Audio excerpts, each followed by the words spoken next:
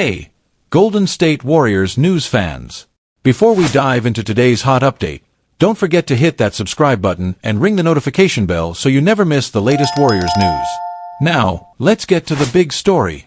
The Golden State Warriors have a reputation for keeping their past championship cores together, but it now seems likely they will part ways with a starter from their most recent title team.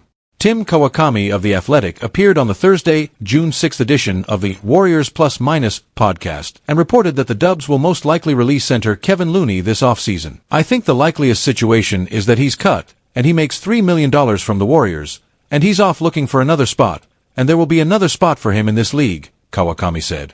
Teams are going to want him, again for a very low number, but they're going to want him. Kawakami mentioned backup roles with both the defending NBA champion Denver Nuggets and the rebuilding San Antonio Spurs as potential landing spots for Looney.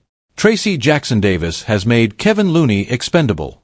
Looney is heading into the final season of a 3-year, $22.5 million contract that is partially guaranteed. His salary cap hit will cost the Warriors $8 million in 2024-25, though the price will be significantly higher with luxury tax penalties if Golden State can't get under the cap ceiling this offseason. The money the team can save by cutting Looney loose represents one of several difficult personnel decisions the Dubs face as they attempt to rebuild a contender around Stephen Curry and Draymond Green in a more economical fashion.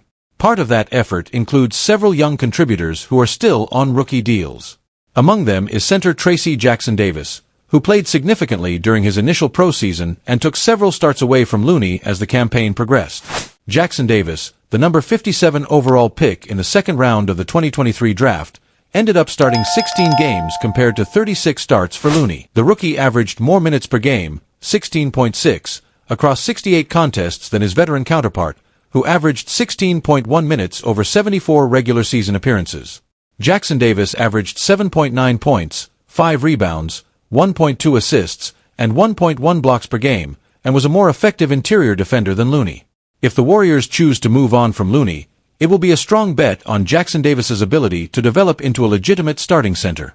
Klay Thompson and Chris Paul may also depart Golden State.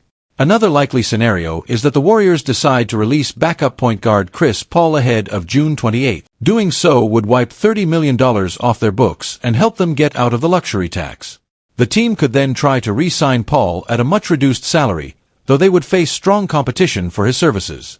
Golden State's expenses in 2024-25 will undoubtedly decrease due to Klay Thompson's impending entry into unrestricted free agency.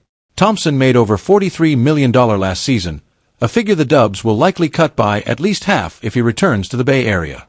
Thompson was still a quality shooter and floor spacer, averaging 17.9 points per game and shooting nearly 39% from behind the three-point line.